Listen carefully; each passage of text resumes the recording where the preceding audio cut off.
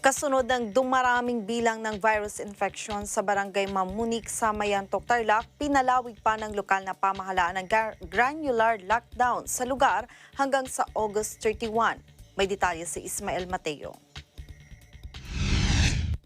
Isang executive order ang pinirmahan ni Mayor Julie Icmat ng Mayantok, Tarlac na naglalayong mapigilan ang pagkalat ng pandemya sa barangay Mamunit. Ang naturang executive order na may numerong 22-2021 ay nagpapahayag na sasailalim sa granular lockdown ng nasabing barangay kung saan marami ang nagpositibo sa COVID-19. Nagumpisang naturang granular lockdown noong Agosto 3 at matatapos sana sa Agosto 19, subalit dahil sa ipinalabas ni Governor Yap na executive order ng buong probinsya ng Tarlac ay sasailalim sa General Community Quarantine o GCQ na nag-umpisa noong Agosto 12 at matatapos sa Agosto 31 ay pinalawig na rin ang naturang granular lockdown sa naturang barangay hanggang sa katapusan ng Agosto taong kasalukuyan. Agad namang nagpadala si Mayor Icmat ng mga goodwill bags at mga galugalong tubig na ipamimigay sa mga naka-home quarantine sa naturang barangay.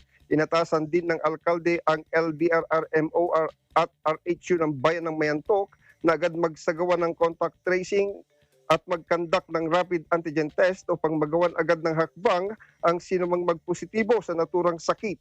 Sa kasalukuyan habang ginagawang balitang ito ay umabot na sa 242 cases ng COVID-19 sa nasabing bayan. 158 dito ay nakarecover na, 8 ang namatay at 76 ang active cases sa kasalukuyan na nasa iba't ibang quarantine facilities. Katatapos lang ang isinagawang contingency planning training course ng mga staff ng LDRRMO LGU na pinangunahan ni Ginoong CSRM Idio, Regional Director OCD3 and Chairperson at DMC3 na naglalayong lalong mahasa ang mga empleyado sa kanilang mga ginagampanang trabaho. Mula dito sa Mayantok, Tarlac, para sa Eagle News, kasama si Christian Jamel Mateo, Ismael Mateo, we live in interesting time.